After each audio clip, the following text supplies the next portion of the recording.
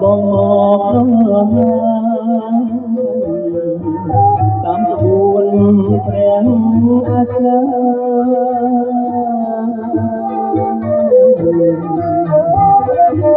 ជំនួនណាស់ត្រៀបត្រានឹងផ្លូវទៅមកកាស្លាអមងគុណ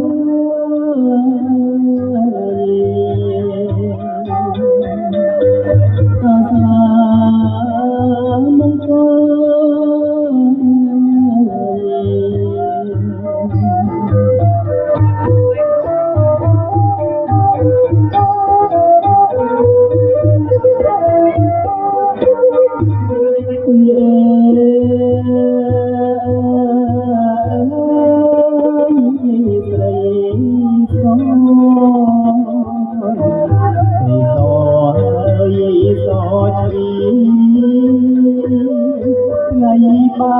នទៅលីពុំមកកែបកូនទៅមិនចេញមកហើយអត់នេះនាង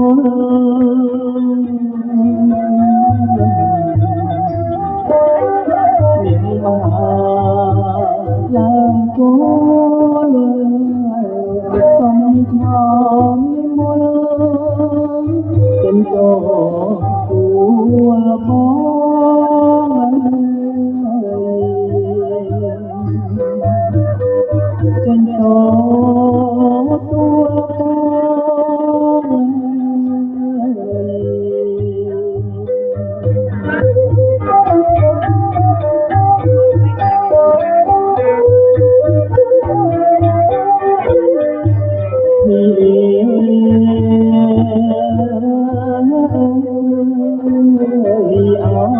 ជំនួស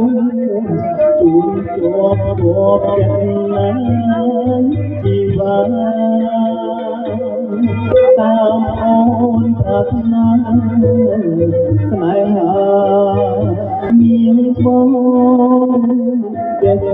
សងថ្មីអត់ใจបីនោ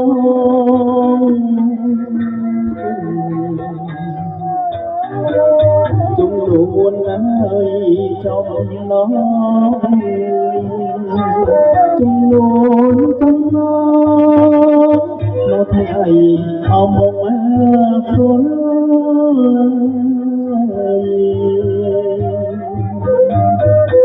ក្នុងបងមកក៏អាចអាចទៅយកសុខភាពយាភេ